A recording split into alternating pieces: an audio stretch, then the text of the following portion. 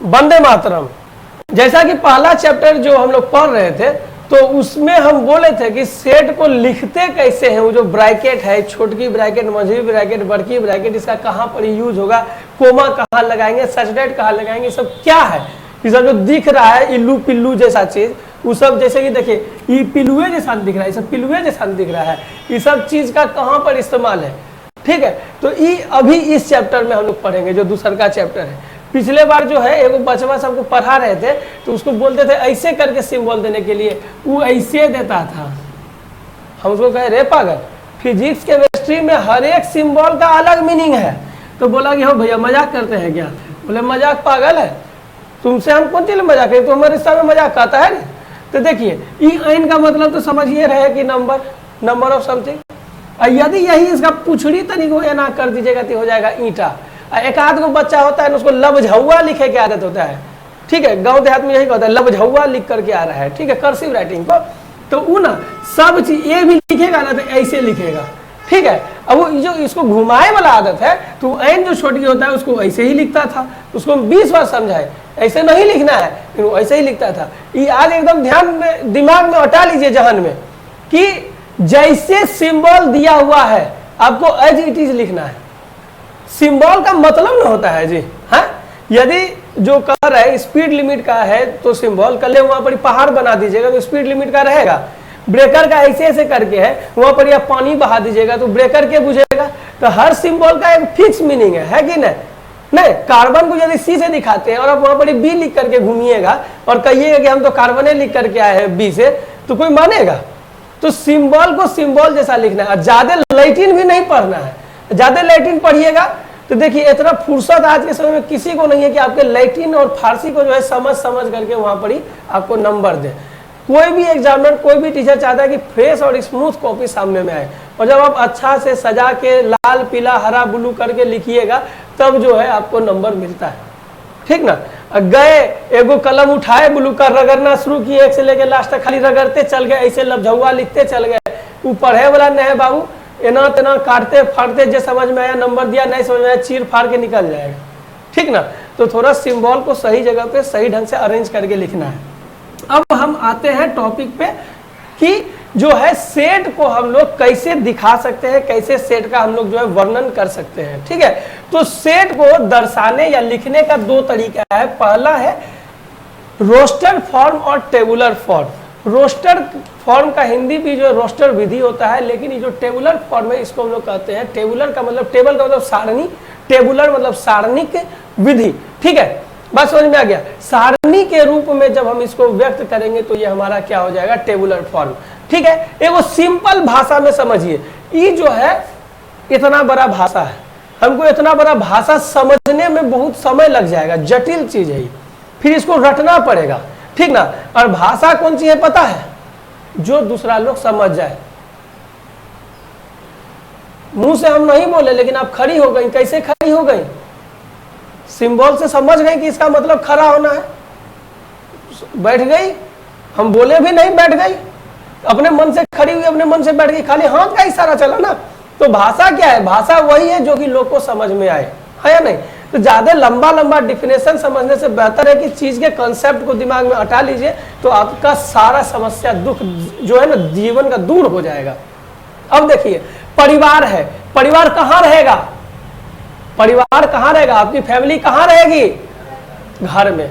घर केकरा कहते हैं, खुलल मैदान को, तब घेरल दीवार को, घेरल दीवार को, छत हो चाहे नहीं हो दीवार घेरल होना चाहिए। छत तो है कि चूते भी रहता है तैयो घरे कहलाता है, हाँ या नहीं, टूटल है ढहल है तैयो घरे कहलाता है, लेकिन दीवार होना जरूरी है, नहीं दीवार होगा तो अंगना बाड़ी या मैदान कहला जाएगा, है ना। तो घर के लिए दीवार होना जरूरी है। तो दो गो दीवार है, एक ऐसा दीवार है मिडल ब्रैकेट, मंझली ब्रैकेट जैसा है। देखिए कैसे लिखना है, ऐसे उठाए ऐसे किए ऐसे घुमाए, फिर अगला को ऐसे उठाए ऐसे किए ऐसे घुमाए, एकदम ऐसे एग्जैक्ट जाना है। और ज्यादा धरफड़ी में है तो जो है ऐसे कीजिए, सॉरी ऐसे कीजिएगा और ऐसे कर दीजिएगा। ठीक है, अब इसको ज्यादा पिल्लू टिल्लू टाइप का बनाने का प्रयास नहीं करना है, ठीक, नहीं तो फिर चला जाएगा नंबर। हमको मत बोलिएगा कि भैया आप बताए नहीं। ठीक है, तो अब क्या है कि दीवार का जरूरत है, तो दीवार दे दिए। ठीक है, सारणी ना बनाना है, तो क्या चिरे फलनमा तो छी, चिलनमा तो छी, ढेकनमा फेकनमा फेकनियो छे, अच्छा चिलनियो छे, अच्छा ठीक है, टेकनियो छे। हाँ, तो इतना जो है आदमी सबका नाम दीवार के अंदर में सजा देंगे, इतना को आदमी को जो दीवार के अंदर हम रख देंगे। जैसे यहाँ पर ही देखिए कह रहा है कि natural number less than 5, natural number less than 5 मतलब कि प्राकृतिक संख्या जो कि 5 से कम है। तो 5 से कम कौन कौन है? फलनमा के जगह 1, चिलनमा के जगह 2, ढेकनमा के जगह 3 और फेकनमा के जगह 4। तो यहाँ पर हम क्या करेंगे 1 2 3 4 हो गया। अब ये समझ में आ गया कि नहीं? अब क्या करना है कि जो भी उसका सदस्य है उसको खाली काउंट करके लिख देना है, हाँ या नहीं? एक और बात, भोज जब होता है तो एक आध को आदमी को भूख हैवी लगल रहता है, वो एक बार खाएगा तो लोग के नजर में आ जाएगा, बाप रे इतने खा रहा है। वो की करता है एक बार थोड़ा सा खाता है, फिर हाथ धो करके 15 मिनट बाद आता है खाना, हो या नहीं? लेकिन उसको काउंट कैसे करेंगे? एक ही आदमी पे ना काउंट करेंगे कि 2 आदमी काउंट कर लेंगे, एक ही आदमी काउंट करेंगे, एक ही आदमी खाया है ना। तो कभी कभी ऐसा होगा जैसे कह दिया कि APPLE एप्पल जो वर्ड है इसमें जो जो लेटर यूज हुआ है, जो जो अंग्रेजी अल्फाबेट यूज हुआ है उसके कलेक्शन को रोस्टर फॉर्म में लिखना है। तो जानते हैं अभी हम क्या बोले कि जे 2 बार आएगा उसको हम काउंट क्या करेंगे? एक ही आदमी खाया, आदमी तो एक था, वो 2 बार खाता, चाहे एक के बार उतने लेके खाता तो वही खाता, हाँ या नहीं? कि गलत बात है? गलत बात नहीं ना। आप मानिए कि पूरे भोज में 4 रसगुल्ला खाए, एक बार एगो, फिर अगला बार एगो, फिर अगला बार एगो, फिर अगला बार एगो, ये 4 बार जो खाए तो 4 आदमी नहीं खाया, वो एक ही आदमी 4 को खाया। आप एक के साथ लेके बैठ के खा सकते थे, लेकिन आपको लगा कि देख लेगा बगल वाला रोहित तो जो है नजर मार देगा, तो आप उसके नजर से बचने के लिए क्या किए? छुप छुप के एक गो टेप टेप के खाते गए, है या नहीं? तो जो है यहाँ पर ए तो अकेला है, ए लिख दिए। अब इसके बाद पी क्या गो है? 2 बार आके रसगुल्ला खाया, लेकिन गिनेंगे क्या बार? एक बार। तो ए पी, फिर क्या है? एल, और उसके बाद क्या है? ई। डन। अब एगो बात आ रहा, सबे आदमी एक दूसरे से कि फेविकॉल लगा के चिपकल रहेगा, है? ये फोटो है जिसको कि चिपका के लोग रहेगा फेविकॉल से, ऐसा तो नहीं है। तो क्या करेगा? सबको सेपरेट कर देगा, कौन चीज से? कोमा से। कौन चीज से सेपरेट करेगा? कोमा से। तो इसलिए हम यहाँ पर कोमा दिए। पहला काम क्या किया? मंझली ब्रैकेट यानी कि घर का दीवार, क्या दिए? घर का दीवार। ये सब कौन है? घर का सदस्य। सदस्य मतलब एलिमेंट, जो कि ई लगा रहे थे और ई नोट लगा रहे थे पहला एक्सरसाइज में, है या नहीं? अब जो सदस्य सब है एक दूसरे से थोड़ा थोड़ा दूरी पे रहेगा, तो दूरी दिखाने के लिए क्या किए? सबके बीच में हम एक कोमा को लगा दिए। कोई दिक्कत नहीं है, यहां तक में एकदम क्लियर है। रोस्टर फॉर्म समझ में आ गया, बन जाएगा, है ना? अब हम बन जाएगा, ये बात कैसे माने? ये बात हम कैसे माने बन जाएगा? तो अब आप हमको जो है एगो एग्जाम्पल को जवाब दीजिएगा मेरे पीछे पीछे, ठीक है? क्या शब्द दे दे, क्या शब्द दे दे, क्या शब्द दे दे, कुछ और शब्द दे देते हैं, ठीक है? DHARHARA, धरहरा, ठीक है? धरहरा के जो धरहरा शब्द है इसमें जो अंग्रेजी अल्फाबेट यूज हुआ है इसको आपको रोस्टर या टेबुलर फॉर्म में लिखना है। तो कैसे लिखिएगा? पहले ब्रैकेट, घरे नहीं तो फिर कहां? रोड में तो ढेरी आदमी है, तो पहले डी, उसके बाद HAR, फिर H नहीं लिखिएगा? नहीं, अच्छा ठीक, उसके बाद ए लिखिएगा, अच्छा फिर R लिखिएगा, फिर ए लिखिएगा, तो ये क्या हो गया? DHAR, धार, है कि नहीं? अच्छा अब बंद कर दे दीवार, कि एक ही दीवार से घर बन जाएगा, ठीक? अब कोमा तोमा देना है कि नहीं, कि छोड़ देना है? तो आप लोग बोले ना कि कोमा देना है। अब ये आप समझ गए, हम समझ गए कि अब आप इस समझ गए, DHAR आप समझ गए, ठीक है? कोई दिक्कत नहीं। तो ये 3 वो है तो क्या हो गया? हम अभी नहीं बोले कि आप 4 बार रसगुल्ला खाए थे तो आपको मना किए हम? एक ही आदमी ना हम आपको गिने, है? कह रहे कि 3 बार हम रसगुल्ला खा लिए, तो एक ही आदमी है ना 3 बार रसगुल्ला खाया, 5 बार खाइए, अब 10 बार खाइए, अब रात भर खाते रहिए 5-5 मिनट पे, लेकिन आदमियां तो क्यों ना हम काउंट करेंगे, है कि नहीं? क्लियर है? अब देखिए तनी हो ना, इसका परिभाषा को समझते हैं। अंग्रेजी में जो ये लिखा हुआ है थोड़ा भारी भरकम लगता होगा, थोड़ा बड़का सेंटेंस से देखने के बाद, लेकिन ये ऐसे साधारण भाषा में समझ गए ना? साधारण भाषा समझ में आ गया? चलिए देखिए क्या है, इन दिस फॉर्म मतलब इस रूप में, ए सेट इज डिस्क्राइब, एक समुच्चय को वर्णित किया जाता है बाय लिस्टिंग एलिमेंट, यानी इसके सदस्यों का जो है ना एक लिस्ट, सूची बनाकर। कैसे भाई? सेपरेटेड बाय कोमा, कोमा से अलग अलग करके, विदिन ब्रैक्स, मतलब ये जो ब्रैकेट है इसके अंदर, यानी इसके सदस्यों को कैसे लिस्ट किया जाता है, कोमा के द्वारा अलग अलग करके और ब्रैकेट के अंदर। क्या बोले, कोमा से अलग अलग करके और ब्रैकेट के अंदर। क्लियर है, कोई दिक्कत नहीं है।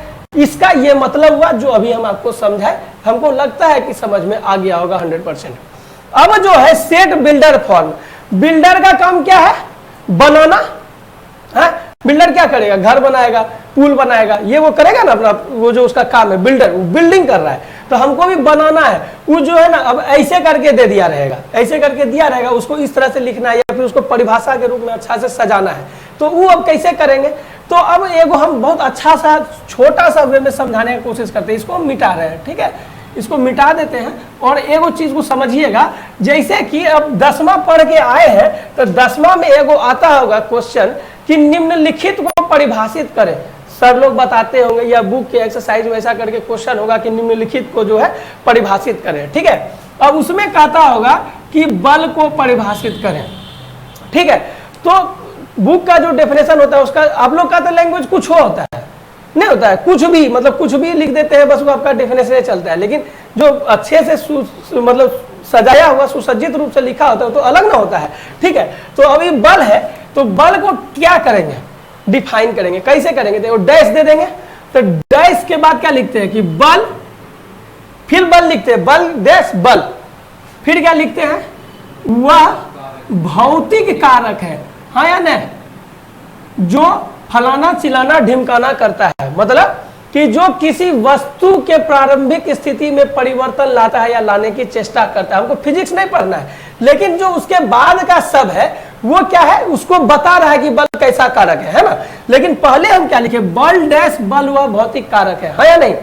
यानी कि यदि बल को हम माने x और ये डैश को रिप्लेस कर दे सच डैट, ये जो दो बिंदा है इसको पढ़ते हैं सच डैट। ये दोनों बिंदा को जोड़ के यदि एक लाइन भी बना दीजिए तो भी ये कहलाएगा सच डैट। दोनों केस में क्या कहलाएगा, सच डैट। दोनों बिंदा सच डैट, या एक लाइन खींच देंगे तो वो भी हमारा क्या हो जाएगा, सच डैट। तो दो बिंदा दे दीजिए चाहे लाइन दे दीजिए, तो बल की जगह x आया, फिर बल है तो फिर यहाँ क्या लिखेंगे, x लिखेंगे, तो x सच डैट x। अब इसके बाद क्या है कि इसमें जो जो इसका गुण है या ये सर्वगुण संपन्न है, तो इसका सारा गुण को हम क्या करेंगे, यहाँ पर लिख करके डिफाइन कर देंगे। क्लियर है, कोई दिक्कत नहीं है। अब एगो एग्जांपल हम लोग ले लेते हैं, ठीक है। अब जैसे कि आपको दिया हुआ है 1 2 3 4, क्या दिया, 1 2 3 4 ए बराबर, क्या चीज के बराबर, ए बराबर। और इसको क्या चीज में लिखना है भाई साहब, सेट बिल्डर फॉर्म में। सेट बिल्डर फॉर्म में हमको लिखना है, तो कैसे लिखेंगे जरा सा देखिएगा। अब क्या लिखेंगे, ए बराबर, पहले हम क्या बोले, x सच डेट x, तो x सच डेट x क्या है भाई, इज एन एलिमेंट, ये क्या है, नेचुरल नंबर का सदस्य है। 1 2 3 4 क्या है, प्राकृतिक। यहां पे आपका दिमाग काम करेगा कि आपको सोचना होगा वो किसका सदस्य है, या वो किसके बराबर है, या वो किस सीरीज को फॉलो कर रहा है। ये आपका अपना दिमाग काम करेगा, इसको कोई आपको सिखा नहीं सकता है। अब दे दिया कि 1/1 जोड़ कोमा 1/2 कोमा 1/3 कोमा 1/4, तो क्या हो जाएगा 1/n, जहां n 1 2 3 4 5 जा रहा है ना। तो यहाँ आपका प्रेजेंस ऑफ माइंड कहेगा कि उसमें आपको क्या लिखना है। हम बस इतने बता सकते हैं कि लिखने का तरीका क्या है, लेकिन वह क्वेश्चन क्या होगा, वो जरूरी नहीं कि जे हम एग्जाम्पल दिया जे क्वेश्चन किताब में वही एग्जाम में आ जाए, थोड़ा इधर उधर भी आ सकता है। तो वहां पर आपका अपना जो प्रेजेंस ऑफ माइंड है, अपना जो दिमाग काम करेगा, बस वही आपको लगाना है, ठीक है।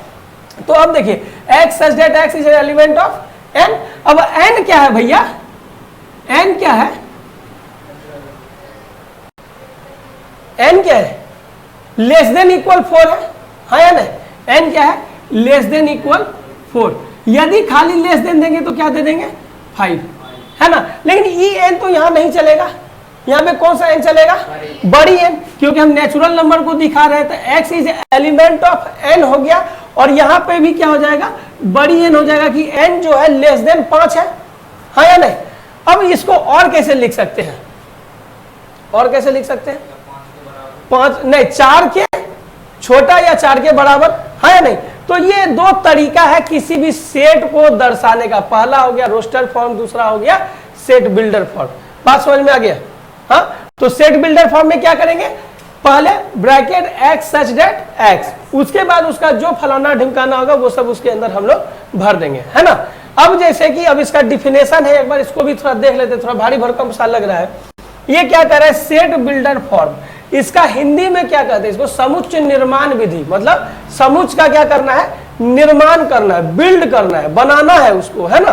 क्या कर रहा है, इन दिस फॉर्म, यानी कि इस रूप में, a set is described by characterising, कोई भी समुच्चय जो है उसको वर्णित किया जाता है, कैसे, उसके कैरेक्टर यानी कि उसके गुण, उसके विशिष्टता का वर्णन करते हुए property P x, P x क्या है, प्रॉपर्टी ऑफ एक्स, यहाँ एक्स सच दैट एक्स, और फिर हम बोले डिस्क्रिप्शन लिखना है, तो एक्स क्या है, वो तो हो गया जिसको हम वर्णित कर रहे हैं, सच दैट पी एक्स क्या है, property of x, P x क्या है, प्रॉपर्टी ऑफ एक्स, यानी कि एक्स का गुण। अभी बोले ना कि गुण आपको पकड़ना होगा कि उसका गुण क्या है। अब जैसे कि आपके सामने कोई आदमी आया और बहुत ज्ञान वाला बात करने लगा, तो आप समझ जाइए कि पढ़ल का है कि नहीं, है? आया और जो है लफुआ रंग का करने लगा, तो कह दिया कि लफुआ है, तो अपना गुण हुआ माथा पे लिख के आया था, वो आप पकड़े न हो, है या नहीं, वो आपको कोई बताया था, वो आप अपने से पकड़े। तो वैसे ही क्वेश्चन में वो चीज आपको खुद से पकड़ना होगा, वो आपको कोई टीचर नहीं सिखा सकते हैं। एक गो, दो गो, चार गो, पांच गो, 10 गो, 100 गो, 1000 एग्जाम्पल दे देंगे। यदि 1001वां क्वेश्चन आ जाएगा तो वहां पर ही दिमाग आप ही का काम करेगा, हाँ या नहीं। अभी अलग बात है कि एग्जाम में जो है 4 गो 5 गो क्वेश्चन रहता है, उसी को बार बार रिपीट करते रहता है, चाहे कोई भी बोर्ड हो, ठीक है। आगे बढ़ते हैं, of its element, P x क्या है, प्रॉपर्टी ऑफ जो है एक्स का है, वो इसके अवयव एक्स का है, ठीक है। In such a case the set is described by, इस केस में जो है, इस प्रकार के जो घटना है उसमें जो है सेट को वर्णित कैसे किया जा सकता है, x such that P x holds, x such that P x, अभी बोले ना दुबिंदा का मतलब सच डेट, या एक लाइन का मतलब सच डेट होता है, तो यानी एक्स और प्रॉपर्टी ऑफ एक्स, वो जो उसका प्रॉपर्टी है उसको लिख देना है, या एक्स ये वाला लाइन का मतलब भी सच डेट होता है, पी एक्स यानी प्रॉपर्टी ऑफ एक्स होल्ड्स। आगे बढ़ गए, which is read as the set of all x such that px, x such that px, ठीक है, holds the symbol, ये जो है या ये कैसे पढ़ा जाता है, सच डेट के रूप में। तो इतना डिफिनेशन को यदि हम पहले सिंपल भाषा में समझ गए तो आसान रहा, अब दिक्कत नहीं हुआ इसका डिफिनेशन समझने के बाद, कि x सच डेट दे देंगे, px लिख करके निकल जाएंगे, है कि नहीं। अब इस एक्सरसाइज का 6-7 जो है क्वेश्चंस को हम लोग देख लेते हैं, और जो है बाकी के एक्सरसाइज को हम लोग घर पे अपने से और अच्छे ढंग से लिख करके रखे रहेंगे, ठीक ना। एगो कहानी को याद रखना, जानते हो क्या, कि एगो गुरुजी थे, 2 गो बचवा को बुलाए, चेलवा को, इधर चलाया, उसको बोले क्या कि आज तुम्हारा पढ़ाई पूरा हो गया, तुम में से कौन सबसे अच्छा बच्चा है, मेरा अच्छा छात्र है, ये उससे निर्धारित होगा जो मेरे लिए कोई एक सामान सबसे छुपा के चुरा के मेरे लिए लेके आएगा। बताइए, एक तो गुरुजी ऊपर से कह रहे चुरा के लावेला, बचवो सब सोचा कि आज गुरुजी के खिसक गया है ना। चला दोनों ढूंढने की कहाँ से चोरी किया जाए, एगो गया आ गया, दूसरा 2-3 दिन के बाद आया, जो पहला आया कुछ सामान लेके आया था वो दे दिया गुरुजी को, जो दूसरा आया वो खाली हाथ आ गया, ठीक है। गुरुजी एकदम पिनक गए, बमक गए, ये रे बेहुदा कहीं का खाली हाथ आ गया, इतना तुमको पढ़ाए, तुम मेरे लिए वो सामान नहीं चोरी करके ला पाया, तुम इतने नहीं बोले थे कोई देखे ना खाली लेके आना। बोला गुरुजी यही दिक्कत था, खाली आप बोलते चुरा के लाने तो बड़का को बात नहीं था, लेकिन आप बोले कोई नहीं देखे, वो भगवान तो हर जगह है, आप ही पढ़ाए कि कण कण में भगवान विराजमान है, उससे हम कैसे छुपाते हैं। आप ये भी बताए वो मेरे अंतर मन में है, जब वो मेरे अंतर मन में है तो हम में भी भगवान है, और हम देख रहे हैं मतलब भगवान देखिए रहा है। तो चोरी हुआ तो हुआ, लेकिन कोई ना कोई तो देखिए लिया गुरुजी, अब हमको बताइए हम आपका जो है गुरु दक्षिणा कैसे दें। गुरुजी बोले वाह बेटा, बस इतने सुनने के लिए हम ललाहित थे, तुम मेरा सबसे अच्छा विद्यार्थी। तो ये नहीं सोचना है कि होमवर्क चेक होगा नहीं होगा, कौन देखेगा नहीं देखेगा, अपना कह दिया गया ये चैप्टर हम पढ़ा दिए, ये चैप्टर हो गया क्लास में खत्म, घर जाइए उसको बनाइए, और बनाने के बाद जो प्रॉब्लम हो पूछिए, एक किताब से नहीं 2-3 किताब से बनाइए, जिस किताब से बनाना है उस किताब से बनाइए, जो नहीं बनता है वो लेकर के आइए, तब ना पढ़ाई होगा, तब ना रिजल्ट होगा। ये इंतजार में नहीं रहना है, भैया चेक करेंगे तब ना, भैया बोलेंगे तब ना, चेक करेंगे बोलेंगे के चक्कर में बाबू साहब साल पार हो जाएगा। पता चलेगा एग्जाम आ गया, अरे गैस पेपर छो रे, लौड़े फाड़ रे, ई को नाम में घुसा रे, ई को नाम घुसाओ रे, यहाँ घुसाओ रे, कॉलर में घुसाओ रे, तब चलना शुरू हो जाएगा, है ना। जानते हैं जो चोरी के फेर में रहता है उसको नंबरवा भी नहीं आ पाता है, काहे, जितना दिमाग इधर उधर लगाता है टाइम में पार हो जाता है। यदि आपके दिमाग में सब चीज रहेगा तो घटाघट लिखते हैं चल जाइए, उस समय बचेगा रिवीजन के लिए ना हो। हड़बड़ी में चोरी के कहाँ 2 की जगह 5 लिखा गया, कोमा की जगह फुल स्टॉप लग गया, पता ही नहीं चलता है ना। चलिए एक्सरसाइज के क्वेश्चन को देखते हैं। पहला क्वेश्चन क्या कह रहा है कि describe the following sets in roster form, यानी कि जो नीचे दिया हुआ समुच्चय है इसको क्या चीज में लिखना है, रोस्टर फॉर्म में लिखना है। रोस्टर फॉर्म मतलब रोस्टर विधि यानी कि सारणिक विधि। हम बता चुके हैं पहले ही कि जो 2-4 बार भी आएगा उसको हम एक ही बार काउंट करेंगे, बात नंबर 1। बात नंबर 2, सारे सदस्य को दीवार के अंदर यानी घर के अंदर रखेंगे, यानी मंझली ब्रैकेट के अंदर रखेंगे, और कोई एक दूसरे से चपक के नहीं रहेगा, यानी नो फिजिकल टच, यानी कि कोमा लग के रहेगा, हाँ या नहीं, ठीक है। तो अब हम पहला क्वेश्चन को देखें, कह रहा है x such that x is a letter before E in English alphabet. तो अंग्रेजी अल्फाबेट में क्या क्या होता है, ए से लेकर जेड तक होता है, और ये कह रहा है ई के पहले, तो ई के पहले क्या क्या आएगा, ए बी सी डी, हाँ या नहीं, ए बी सी डी, बाद में ई आएगा, तो यहाँ पर क्या लिख देंगे, ए बी सी डी। दूसरा क्या हो गया, x such that x is element of n, और एक्स स्क्वायर जो है 25 से कम है, तो एक्स स्क्वायर का वैल्यू जो है 25 से कम होना चाहिए। तो क्या क्या हो जाएगा भाई साहब, एक्स क्या होगा, 1 2 3 4, कैसे, 1 का स्क्वायर 1, 2 का स्क्वायर 4, 3 का स्क्वायर 4 का स्क्वायर, इसके बाद तो कोई नेचुरल नंबर है ही नहीं है, तो 5 है, 5 का स्क्वायर 25 होगा, कह रहा है 25 से कम, 25 के इक्वल भी नहीं कर रहा है, तो क्या क्या हो जाएगा हमारा, 1 2 3 4 मंझली ब्रैकेट के अंदर कोमा के साथ, डन। अब तीसरा क्या है भैया हमारा, x is element of n, x is a prime number, 10 से बड़ा है x और 20 से छोटा है, तो 10 से बड़ा और 20 से छोटा अभाज्य, प्राइम नंबर मतलब अभाज्य संख्या। अभाज्य संख्या किसको कहते हैं, जो 1 से या खुद से केवल भाग लगे, है ना। तो ऐसा कौन कौन सा संख्या है, 10 से बड़ा 11 13 17 19, डन। 11 13 17 19 ये खुद से भाग लगेगा या 1 से भाग लगेगा, है ना।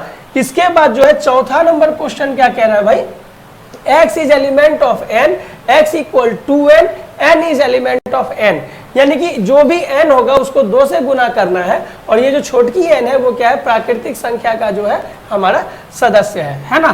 तो 2 गुना 1 क्या हो जाएगा, 2 का 2, फिर क्या होगा 2 दूना 4, 2 तिया 6, 2 चौके 8, 2 पंचे 10, ऐसे करते करते इन्फिनाइट तक चले जाएंगे, है या नहीं। अभी इसका तो कोई बाउंडेशन है नहीं कि कहां तक ये जाएगा। अब है अगला क्वेश्चन 5वां, x is element of r, r मतलब रियल नंबर, है ना, वास्तविक संख्या, और x is greater than x। हमको बताइए हमसे बड़ा हम हो सकते हैं, आप अपने से बड़ा हो सकते हैं, कोई भी चीज ये मारकर अपना से बड़ा कैसे होगा, कोई उपाय नहीं है। जब ये हो ही नहीं सकता है तो क्या हो जाएगा, एम्पटी, मतलब खाली कुछ भी नहीं, ऐसा कोई भी संख्या नहीं है, तो उसको हम लोग क्या लिख देंगे, फाइ। अभी फाइ क्या है, ये अगला चैप्टर में हम लोग इसको ज्यादा विस्तार रूप से समझेंगे, ठीक ना।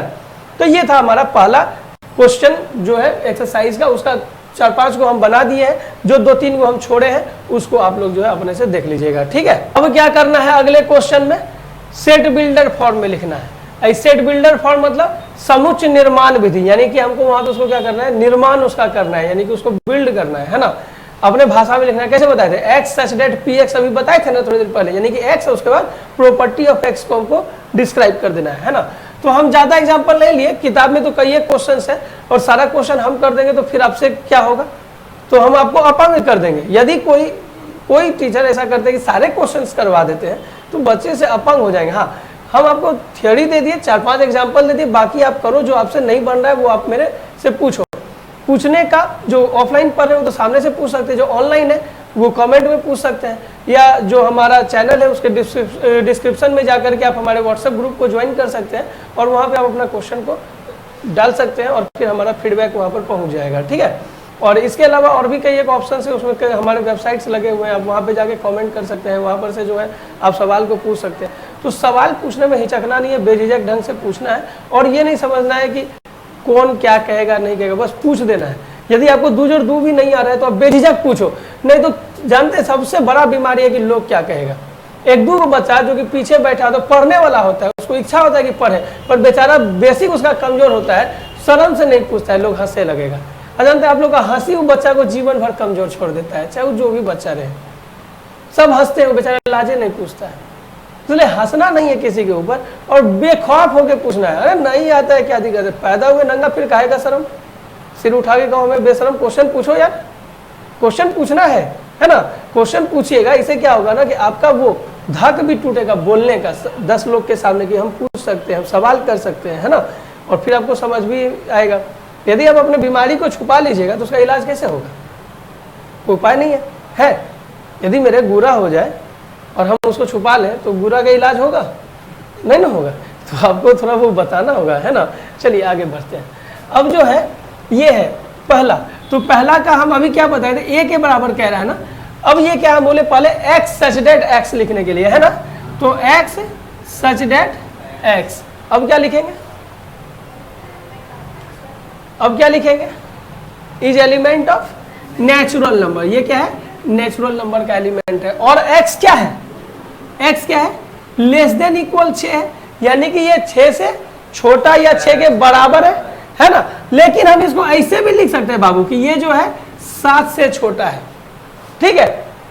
कोई भी आदमी अपने भाषा में उसको लिख सकता है, ठीक है। कोई भी आदमी अपने भाषा में कैसे भी लिख सकता है। कोई लिख देगा n-2, n इज क्या कहता है greater than equal to 3 and less than equal to 8, वो भी बात सही है।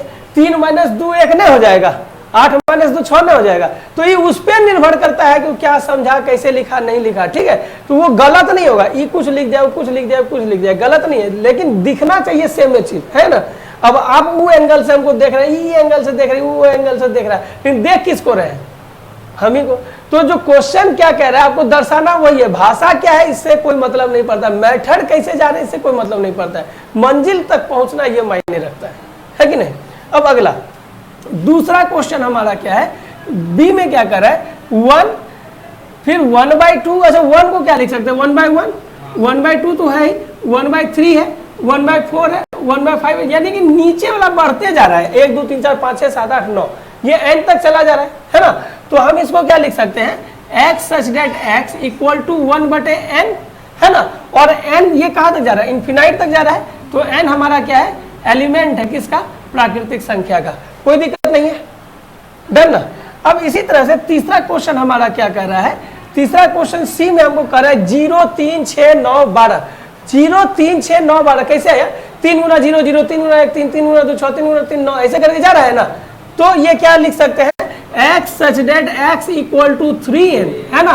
और n हमारा कहाँ से, 0 से शुरू हो रहा है, तो 0 से क्या शुरू होता है, पूर्ण संख्या, उसको इंग्लिश में क्या कहते हैं, होल नंबर। होल का इंग्लिश कहाँ से शुरू होगा, w से, है ना। तो हम यहाँ पर ही w लिख देंगे, n is element of w, done, कोई दिक्कत नहीं है। तो अब इस तरह का क्वेश्चन बन जाएगा। हम समझते हैं कि अब जो भी मैच द फॉलोइंग वगैरह है सब इसी पैटर्न पे क्वेश्चन बनने जा रहा है, ठीक है। आपको जहां पर भी समस्या होगी आप कमेंट करके पूछ सकते हैं, जो क्लास में है वो डायरेक्टली हमसे पूछ सकते हैं, ठीक ना। अब हम लोग जो है अगले चैप्टर के थ्योरी को देख लेते हैं, तब तक के लिए वंदे मातरम।